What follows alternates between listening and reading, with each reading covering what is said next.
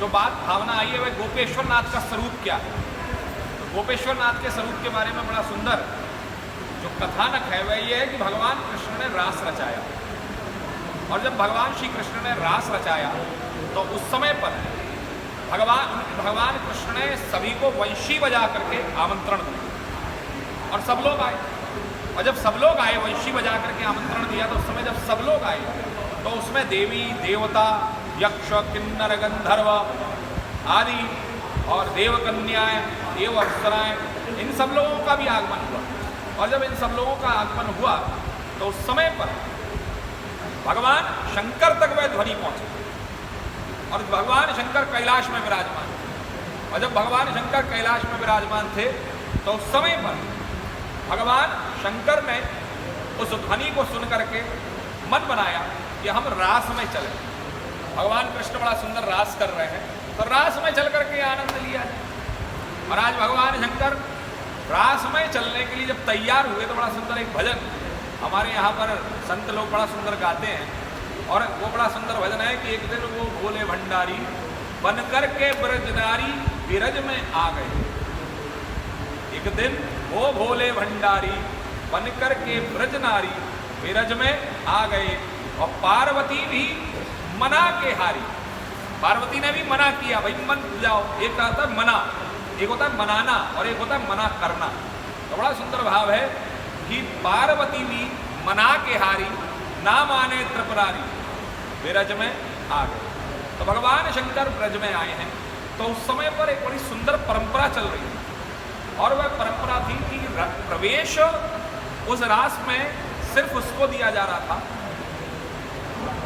और प्रवेश केवल उसी व्यक्ति को मिल रहा था रास में जो व्यक्ति जो स्त्री था, जो गोपी था, अर्थात गोपी स्वरूप को मान्यता है रास में। और उस रास के अंतर्गत में बड़ा सुंदर नारद जी महाराज भी वहां पर विराजमान थे। और नारद जी महाराज और भगवान शंकर जब दोनों ने एक दूसरे का परस्पर जो है दर्शन हुआ तो नारद जी ने प्रणाम किया, कहा पिताजी महाराज आप यहाँ गए थे। उन्होंने कहा भाई मैं भी सुन, जैसे तू आया वैसे मैं भी आया हूँ, मैं भी सुन करके आया हूँ। तो बोले अच्छा, तो बोले अब क्या करें? बोले करना क्या है, चलो रास में चलते। जब ये लोग प्रवेश करने लगे तो उस समय ललिता और विशाखा भगवान श्री कृष्ण की दो अभिन्न सखियां, उन लोगों ने इन्हें द्वार पर रोक दिया। और इन्हें जब द्वार पर रोक दिया तो उस समय पर भगवान शंकर बड़े ही हतोत्साहित हो गए, बड़े उदास हो गए। तो भगवान शंकर को उदास देख करके नारद जी महाराज बोले अरे उदास होने वाली क्या बात है, लाओ ऐसा करते देखो बाबा जी चलना तो पड़ेगा आपको। और चलते हैं, लेकिन इस रास में प्रवेश करने का नियम ये है कि रास में आप तभी प्रवेश करेंगे जब आप स्त्री गोपी स्वरूप आओ। तो उस गोपी स्वरूप को कैसे धारण किया जाए? तो भगवान शंकर का नारद जी महाराज ने बड़ा सुंदर एक कुंड में स्नान कराया और उनका जो है बड़ा सुंदर श्रृंगार धारण कराया। और श्रृंगार धारण करा करके उनको बड़ा सुंदर एक लहंगा पहनाया, एक ओढ़नी उड़ाई, एक चोली पहराई। और भगवान की ये कहा जाता है गंगा से मांग निकाली। जो चंद्रमा का जो मस्तक के ऊपर था चंद्रमा का तिलक लगा। अब सोचिए उस टाइम का संतों का भाव, बड़ा सुंदर भाव कि चंद्रमा का तिलक लगा, मतलब बिंदी भी किसकी लगी है? चंद्रमा की, कटीली बिंदी लगी है बिल्कुल जो है सी शेप में। और भगवान शंकर का उस बिंदी के ऊपर जो त्रिनेत्र है, वह तीसरा नेत्र एक प्रकार से मस्तक के बीच में है, तो वह दैदीप्यमान हो रहा है। अग्नि की सात रंग जो है अग्नि, बड़ा सुंदर। तो भगवान शंकर का इतना सुंदर श्रृंगार करके भगवान शंकर से उन्होंने कही कि घूंघट निकाल लो। तो भगवान शंकर ने नथनी भी धारण करी है, तो घूंघट ओढ़नी धारण करी है, चोटी बनाई है, वेड़ी का बड़ा सुंदर श्रृंगार किया है भगवान ने, क्योंकि उन्हें अपने उस रास में प्रवेश करना।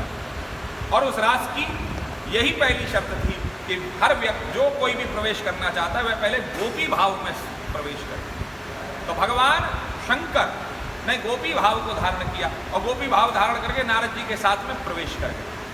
अब नारद जी महाराज आगे नारद जी महाराज ने भी अपना स्वरूप बदला हुआ है।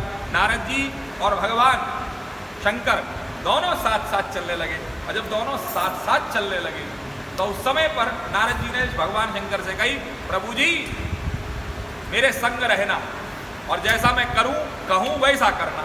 भगवान शंकर ने ठीक है बोले, बोलना मत, क्योंकि भगवान शंकर हमारे लंबे चौड़े हैं, स्त्रियां हमारे यहाँ बड़ी सुंदर है, उनका जो शारीरिक बनावट होती है बड़ी सुकोमल होती है, लेकिन शंकर भगवान एकदम लंबे चौड़े और लंबी चौड़ी सखी को देख करके सब सारी सखियां चौंक रही कि ये कौन सी नई सखी आ गई।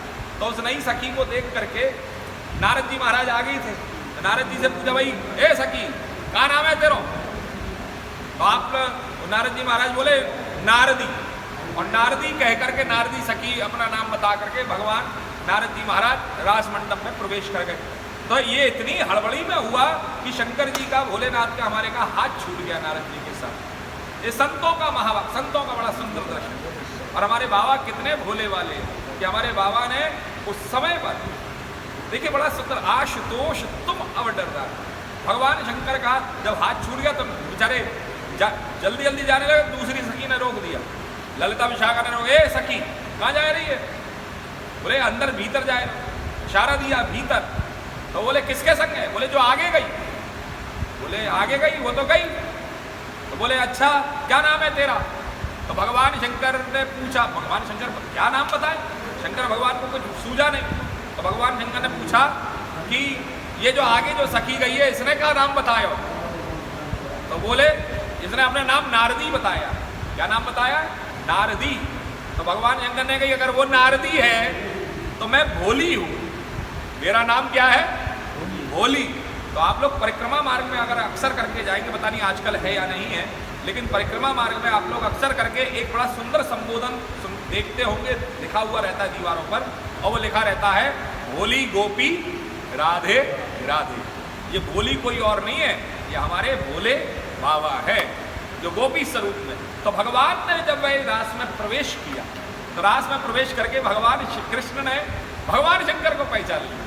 और भगवान शंकर को जब पहचान लिया तो भगवान शंकर को पहचान करके अब भगवान श्री कृष्ण ने एक बड़ा सुंदर, भगवान शंकर ने भगवान कृष्ण ने विचार किया कि थोड़ा सा आनंद लिया जाए रास में।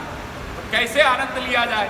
तो उन्होंने कहा भाई ऐसा है, आज रास का जो प्रारंभ होगा वह रास का प्रारंभ आज एक सखी के द्वारा होगा, और वह सखी कोई और नहीं है, जो भगवान शंकर पीछे लगे थे, सबसे पीछे थे। तो भगवान कृष्ण ने कही जो सखी सबसे पीछे लगी है उसके साथ में आज रास का आनंद लेगी। पहला रास वो करेगी, पहला रास का स्टेप जो है वो वह करेगी। तो भगवान शंकर ने जैसी सुना तुरंत दौड़ करके जो है वो सबसे आगे दौड़ करके आ गए। तो भगवान कहने का अरे नहीं नहीं नहीं नहीं ऐसा नहीं है, ये गलत हो गया, पीछे से क्रम नहीं लेते, क्रम हमेशा आगे से चलता है।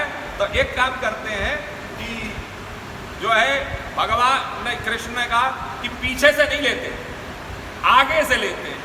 जो सबसे सखी जो सबसे आगे होगी उसके साथ में हम रास करेंगे पहले। तो इस बात पर राधा जी को संतों का बड़ा सुंदर भाव है कि राधा जी थोड़ा सा मान करेंगी तो भगवान कृष्ण ने उन्हें बताया कि ये कोई और नहीं है सखी, ये भगवान शंकर है। और भगवान शंकर से आज भगवान कृष्ण ने हाथ पकड़ा और हाथ पकड़ के कही है कि आओ सखी तुम्हारे साथ में आज रास को प्रारंभ किया जाए, श्री गणेश किया जाए।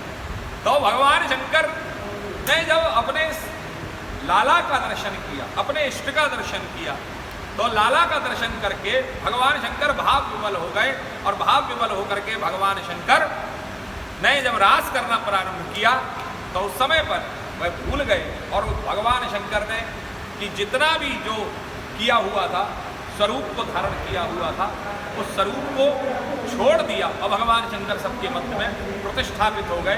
तो भगवान शंकर वहाँ पर चूंकि गोपी स्वरूप बना करके गए, तो वह श्रृंगार दर्शन ब्रज में आज भी गोपेश्वर महादेव के स्वरूप में होता है। भगवान शंकर का वह दर्शन जो गोपी भाव है, वह गोपी भाव का दर्शन आज भी ब्रज में होता है। तो ये बड़ी सुंदर कथा है भगवान शंकर की।